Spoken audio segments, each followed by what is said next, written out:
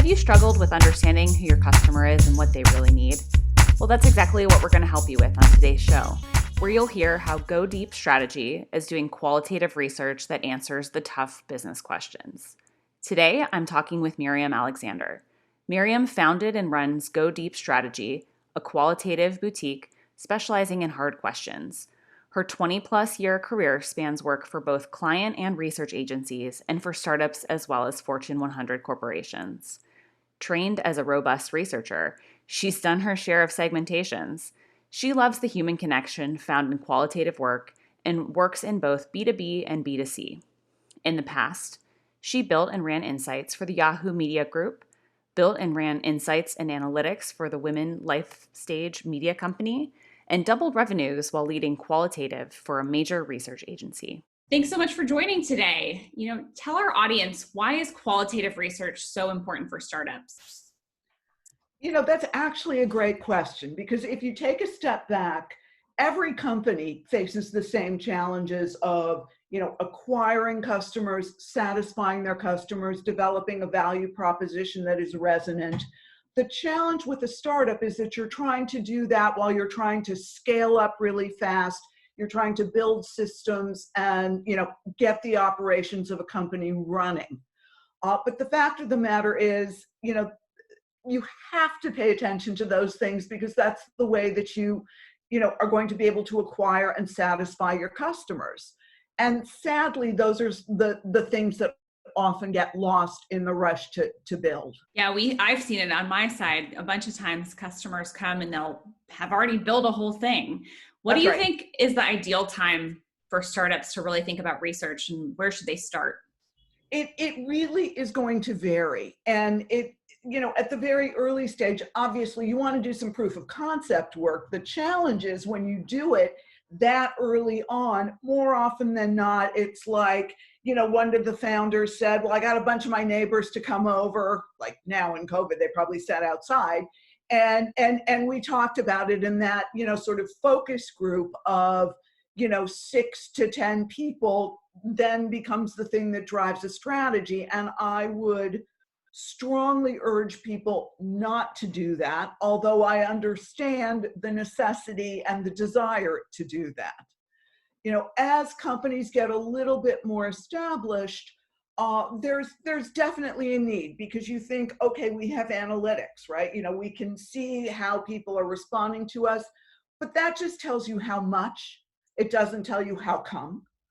And you need to really understand that to know what is working, what isn't working, what can we tweak, what do we need to change, and without really qualitatively, deeply understanding either your customers or your prospects, you have no way of answering that question. So you're sort of, throwing darts against a wall, hoping something goes into the bullseye. Are there certain things that you frequently find yourself like being curious about with startups, or that, you wish that they would have just done this differently before they came to work with you? Well, in a funny way, I view it a little more empathically. Yes, I wish there's a ton of things that you always wish someone would have done differently, but everybody sort of makes the right decision for themselves at the moment. And they must have felt like, okay, we have other priorities. We have to do this. I mean, my role is not to say, oh, you should have done this, but to say, okay, what is current state? How do we move on from here? And so I don't, there's always going to be things. I mean, if you talk to any founder, there's going to be 57 bazillion things that they wish they had done differently. But the reality is what it is. What do they say to you when they come to you? What are some of the things that they've learned that brought them to you? Well, what's interesting is that it happens for a number of reasons. Sometimes, and I'm thrilled when this happens, they will come to me and they'll say, we know we need to understand X. How do we do that? More often than not, they'll say, hi, we thought this was going to work and it's not working and we don't know what to do and we need to fix it. So, we can deal with either of those scenarios. Obviously, the best is to sort of, get it right the first time. I have a colleague who likes to say you can, you know, sometimes you have to go slow to go fast. And I would amend that to say, because going slow isn't always an option. And I would say, go fast, but go smart. And what does that look like for startups? Like, how is it different for startups versus a more established company? It's really going to vary. It is going to vary by sector, by what the product is. Um, so there's no simple answer to something like that. But I think, if you are a startup that is trying to disrupt, for example, there's no history. And I think one of the big things that you are going to have to understand is, how do we communicate the importance, the value, and the meaning of this disruption? And that's a place where I think startups would be well served to do some work. Because otherwise it's a tree fallen in the forest and no one's there to hear. And it might be the greatest, bestest tree in the whole wide world. But if you can't get people's attention and help them understand the resonance of what you're offering them, it doesn't work. In other situations, I have had startups, and in fact, I have had startups come to me and say, hi, we want to do a couple of focus groups to understand X. And you can't really understand X based on 4 hours of conversation with 12 people. But sometimes 4 hours of conversation with 12 people is all that someone can afford. So what you have to figure out is, okay, how can we take their limitations and do the best that we can, with the caveat that I have then had that same client come back to me and say, hi, we think we may want to do some more of these with, people over the course of a year. And, they wanted to talk to me about a negotiated rate. And I said, look, I can take your money, but I can't do it in good conscience, because the kinds of issues that you are facing, you're being, not even penny wise. You're spending money that you don't need to spend. And so what we did instead was that we put together a community of users that they could dip into over the year with different kinds of questions. And that enabled them, because the big cost, one of the biggest cost drivers when you're doing this kind of work, is recruiting participants. And this way they're there, they exist. And I would rather see them spend their money smartly and wisely. And we were able to do that for slightly less, actually, than what they would have spent on focus groups throughout the course of the year. I think it's really important to view a relationship with a startup not as a transactional relationship. And I take this approach with all my clients. There are a lot of research companies who just go after RFPs and say, let's give us the RFP and we'll give you a proposal.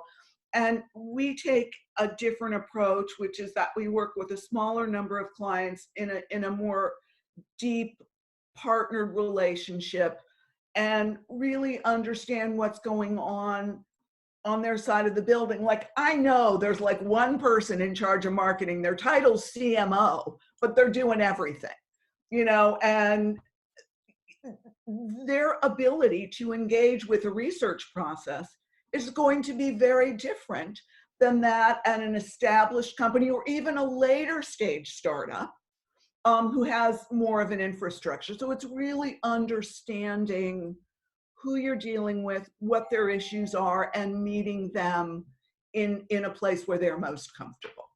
Yeah, and it's so interesting that you put together a group for them. So how did you decide who would be in the group? Do you find that startups kind of are focused in general when they come to you about who they're going to work with, or do you have to help them kind of rein it in and focus in on a specific group? Well, actually, sometimes you have to help them get out of their own heads, because you think you know who your target is. And in fact, we were in a situation a couple of years ago. This was a very early stage startup in the sort of parenting and health stage. They thought they knew. This was a very disruptive product, and they thought they knew who their audience was. And we had a supposition that it wasn't going to be who they thought it was. But so what we encouraged them to do when we went out, and what we did for them, was a week-long sort of blogging study.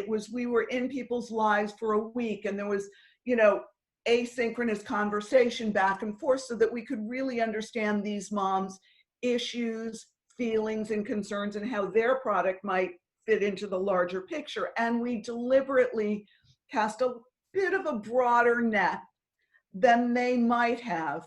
And kind of thank goodness we did, because we realized at the end of that work that there were some significant obstacles to what they thought was going to be a fairly simple rollout, and that the audience for their product was probably not who they thought it was, and that they were also going to have to get past a gatekeeper. In other words, they were going to have to get pediatricians on board, and that was something that they never thought they were going to have to do. Yeah, I imagine this is something you run into fairly often, this idea of, we think we know this group. And sometimes what I've seen is that people are kind of assuming people are like their experience. So they build something that's solving something for them, but there's some more to be learned. So, talk to us about that. How do you navigate that when you see that? It's a challenge. And the one thing that I have learned over the course of my professional career is that, and I had someone say this to me once, and I thought it was brilliant, which is, if you're trying to move an elephant, you don't get behind the elephant and push, right? You can't do that. You circle the elephant and you nudge the elephant where you want it to go. And I take that same approach with any client, whether it's a startup or an established client, which is to realize, okay, they're in their heads, they think this is what it is and what is right. And I don't want to be oppositional. I'm their partner, I'm their ally.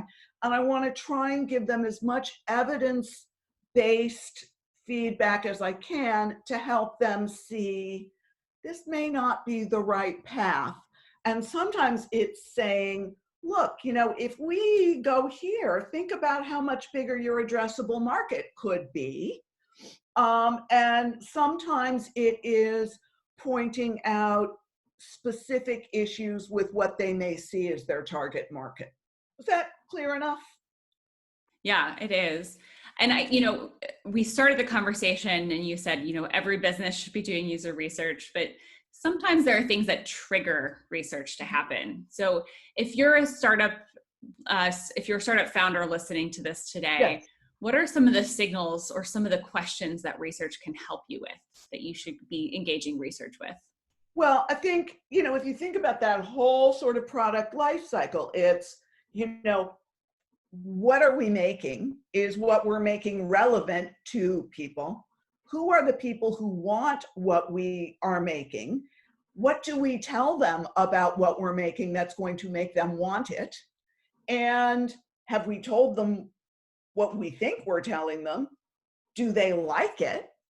And how do we make it better? I mean, those are all sort of the cycles. And I would say that, if you are a startup with limited resources, you're not going to engage at all of those points. And some of those points you can, do, efficiently with A/B testing and things like that. But I think it's, who is your audience? What are the, how do they sort of live, breathe, think, feel, not just depending on the category, not exclusively around your product. Sometimes you need to understand adjacencies. So who? What's your value proposition for them? Which will give you a way of understanding not only how to tweak your product if necessary, but also how to communicate about your product. So it's sort of a twofer. And then, the market will tell you, and analytics will tell you if it's working or not. And if it's not, again, it'll tell you how much, but it won't tell you how come. And that then is a point where you have to say, okay, we may need to course correct here. and let's figure out how come this isn't working. And if you were a startup entrepreneur listening to this and Mm-hmm. you're at the beginning, so Mm-hmm. you may not have a budget, you may not really know who your audience is yet, what are the questions you should be asking? Or what are some of the things that you should start investigating to really understand if there's an opportunity for the business that you're thinking about building? Well, I'm a huge fan of mining what's out there. You know, if you are a startup entrepreneur and you have an idea, uh, Google is your friend. Your public library is your friend. If you have access to a university business school library, it is your friend. Um, there is a wealth of information out there, and take advantage of it. My only caveat would be, you know, look at the sell-by date, because our world is changing so much and so quickly that insights that were gathered in, you know, 2014 are not going to be relevant. So you have to take a look at what's out there. And then I am not suggesting that you shouldn't talk to people. But what I am suggesting is that you take that with a grain of salt, recognizing, as you just pointed out, that you tend to know people like you. And what you are hearing is going to be from a certain type or set of people. So I would you know, take that into consideration. The other thing to think about is, you know, look, there's a ton of DIY stuff out there. You know, there's SurveyMonkey, there's Google Questions, there's all sorts of ways that you can get some quick and dirty feedback, but just remember that it is quick and it is dirty. So take it with a grain of salt. Yeah, that's so important to keep in mind. It's like you can start getting some insights, but you can't rely on them for everything. There might be Correct. further questions to investigate. Right. So, and you're, yeah, go ahead. I was going to say, you brought up that, you know, we may not be able to rely on things from 2014, but let's talk about 2020. It has been a year. What does COVID look like? It's on a lot of minds. How does it impact, how does this new environment impact what we should be doing from a research perspective? It has, from my perspective, totally transformed the way we do qualitative work. A lot of qualitative work did, of necessity, already happen remotely. If you are in a B2B space and you are looking for some niche sorts of respondents, you can't get them all in one geographic location. So that stuff was already happening. But the challenge that I see on a personal level is that there is no substitute for being in someone's world and face and life and, you know, feeding off their energy and using that to sort of coax them to go deeper and deeper and deeper. Those things have all migrated online. So we are doing, you know, webcam work. We are doing digital ethnographies in a way that we didn't used to before. And there are a number of platforms that have sort of stepped in to fill some of those gaps, but the fidelity is degraded. I mean, let's be honest. So it's very frustrating. The other thing that is happening, and it is, you know, very sector dependent, is that, you know, budgets are getting slashed. People don't have, in many industries, don't have the resources. And there was a first period of time, I call it sort of shock and awe, right? You know, when COVID first hit and everybody just froze and nobody was doing anything because nobody knew what to do. And now we're in it. I heard Ted Danson the other day use a wonderful analogy, which is it's like we're on a boat and, you know, we're in the middle of the ocean and we've come out so far that we can't see where we left, but we're not far enough that we can see where we're going yet. So we're learning to live in the middle of the ocean, so that I think people are realizing and companies are realizing, all right, we have to figure out how to live in the middle of the ocean. And so they're starting to, you know, do some work around that. Certainly if you're in financial services, if you're in healthcare, if you are in, you know, some B2B stuff, you know, your world needs to continue. Whereas, if you're Marriott or Hilton or American Airlines or, dare I say even Uber or Lyft, that's a whole other story. So it's very sector dependent. Yeah. And how do you think it's impacted the things that we're learning from research? So like a lot of people's lives have been upended.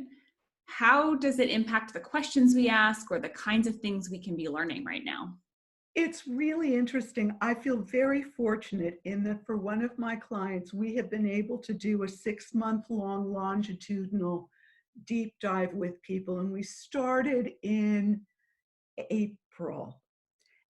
And it's been fabulous. We're just closing it out in a bit because we really have been able to follow people through this journey and see how they have changed, what about their life has changed, how their priorities have changed. And, we see a lot of what is reported in the popular, just in the press, which is, this doubling down on, your home environment. There's, Home Depot and Lowe's are doing big business. I'm sure IKEA is not hurting right about now, things like that.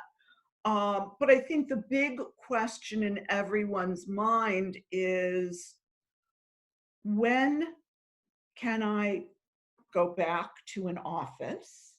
Do I want to go back to an office? What will a post-COVID world look like? Because I think that we are all finally realizing that it's not binary. It's not just like you flip a switch and everything goes back to the way it was before. And I think that, you haven't brought it up, but I will, that there are exacerbating circumstances on top of that, which is, in addition to COVID, we are dealing with a lot of societal uncertainty, fear, a lot of polarization and tension. And that also impacts people's level of anxiety and ability to function. And I think that we are not being sensible and aware if we don't also take that into account. Does it change the way you ask questions or the kind of questions you're asking this year? And if so, how are you doing it? So. Very much so. I mean, you have to, well, let me put it this way. When I first started doing this work in the midst of COVID, I, would sort of give people a few minutes at the beginning of every conversation to talk about the before times and to talk about what about their life was different and, what they missed, which is also relevant for the kind of, work that I do, but it gives me a nice wedge into what's going on. Now that we are further into it, it is harder and harder for people to remember the before times. So I have actually, when I ask people, sometimes when you start a conversation with people, one of the things you say is, what do you do for a living? And I have, modified that to say, what do you do for a living? And I recognize that it may be very different right about now. I mean, you have to sort of allow people the space to talk about what is changed. But I haven't really focused on the specifics of what has changed so much because people are, this is now our normal. And I've flipped the conversation to, if you think about the other side of this, what is going to look appealing? What are you going to look forward to? And trying to understand from them, are there changes that they think will stick in terms of the way they've behaved? Are there things that they can't wait to get rid of?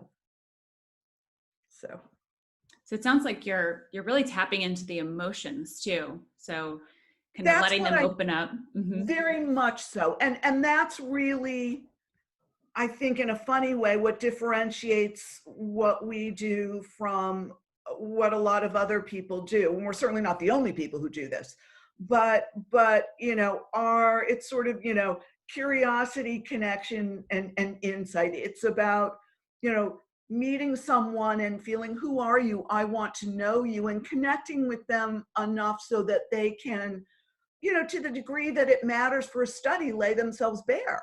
If you're talking about financial services, money is an incredibly emotional topic.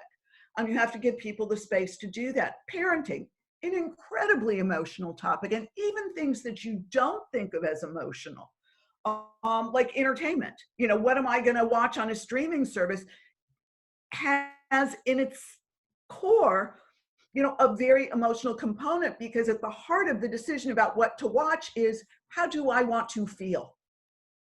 So you can't separate emotion. If you do that, all you get is a very rational response from people.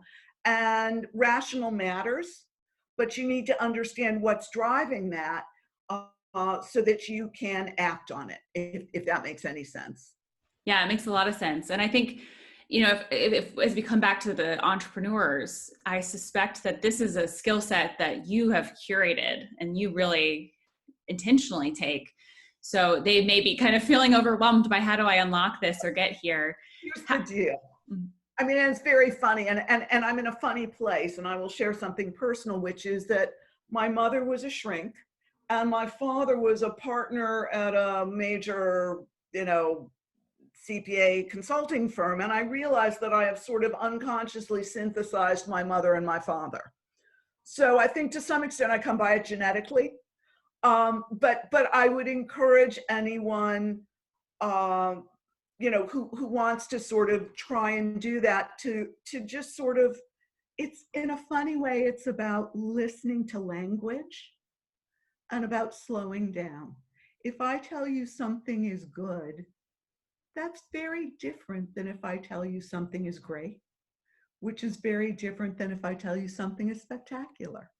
And just, you know, sort of slowing down, because if you're an entrepreneur, chances are you are moving fast. You have to. But when you are listening to your customers, that's not a time to move fast. That's a time to slow down and say, who are you? I want to know you. And I think there's often a temptation as an entrepreneur to kind of see these as opportunities to not just listen, but also to potentially identify someone who could become a customer. Oh, absolutely. And how should they handle that? Well, look, there's some ethics involved in all of this. And you know, when we do work and we recruit people, we make it very clear that it's not a sales call. No one's going to try and sell them anything. You know, if you are an entrepreneur, obviously, and you're talking to people, it's a very different situation. If you have told them something like that up front, then it's, you know, it's really not appropriate to say, oh, by the way, can we talk about X, Y, and Z? But by the same token, look, I'm an entrepreneur myself. You know, I have built a business, and, you know, you want to grab at every opportunity you can. So I think I am not going to tell an entrepreneur not to do that. If there is the odd person in a conversation that you think would be a great customer. What I am going to tell an entrepreneur not to do is to turn one of those, a focus group session or a research project, into an opportunity to sell someone. There's a big difference, and I think that's an important line to walk. And how would you describe that line? Like what would that look like? The line is literally, it starts with intent. It starts with, I want to get a group of people together, let's say, and I want to talk to them about what I'm doing and understand what works about it and what doesn't. That's your intent. You can't then at the end say, you know, turn it into a sales pitch, because to be perfectly honest, the thought that first came into my mind was, oh, and by the way, I've got a timeshare I'd like to sell you, because that's how it's going to feel to your respondents. You're going to alienate them, and you're going to, you know, pardon my French, but you're going to piss them off. But if you go out and you assemble that same group of people, and, you know, you get a sense from a couple of them that, you know what, they might be customers, you can say to them at the end of the session, look, this was not my intent. This wasn't designed as a way of selling you anything. But I have a feeling this might be something that could work for you. are you open to a conversation? And no is a perfectly acceptable answer. You have to give them a way to say no without embarrassing themselves or you. Yeah, that's great advice. And it really handles that balance really carefully. So what advice would you give to startups listening today? Like, what is the one thing they should do if they take action today? If they take action today, the difference between working with startups and working with established companies, there's a difference that people don't really think about, and that is a research expenditure for a startup is a much bigger chunk of your budget than it is for an established company. And I think the biggest thing to do is to figure out, and don't necessarily figure it out in isolation. Talk to your network, I mean, we even do consultations all the time, to a degree about saying, is it worth doing this or not? Figure out if it is going to make sense to spend the money. And if so, find the right partner, find someone who will partner with you, understand your issues, and is willing to be scrappy. You don't need to, you can do it on Zoom. You don't need a purpose-built platform. You can, there are corners that you can cut and there are corners that you shouldn't cut. And just find a sounding board who will help you through that kind of stuff. Does that answer the question? Perfectly. I think that's the key takeaway, is that if you can't do it perfectly, you should still do it. Yes. But you've got to do it smart. Yeah. And that's what you said at the beginning. The enemy of the good. Yes. Yes. So you had an offer for our audience today. Do you want to share some information about that? I'd be happy to. And it's actually in the vein of the thing that we were just talking about, which is we would be happy to provide a complimentary insights audit. And that's something that is normally going to cost anywhere, depending on complexity and where the company is, between $5,000 to $10,000. And basically what we'll do is we will look at sort of where you are, what you know, what you think you know, what you think you don't know. We'll also ask you to share your roadmap, because it'll help us figure out where you're trying to go and what your goals are. And based on all of those, we will come back to you with some recommendations around what you should do, what we think you should do, whether it's qual or quant, because we're adept at all that stuff as well. How to structure it. We'll try and give you a ballpark sense of what we think the spend might be. And there are different ways to do it. Sometimes people want to try and do as much DIY as possible. And there are ways to do that. And we will help you sort of, navigate those decision processes. And we're happy to also make some agency recommendations if you'd like. Obviously, if it's qualitative work, we're going to ask that you also take a proposal from us. But, we encourage you to talk to, other people as well. Great. That's really generous. And this information is also going to be in our show notes today, so our audience can find those there as well. Well, thanks so much for joining today. This has been really helpful. I've enjoyed it very much. Thanks for being on, and I'm sure our entrepreneurs will be taking many notes and looking forward to putting those into action. Thanks for being on. I hope so. Thanks for having me. Thanks for listening to Startup Insights with AJ Davis. If you like our show and want to know more, subscribe to our YouTube channel. Listen on the go with SoundCloud at soundcloud.com/startupinsights.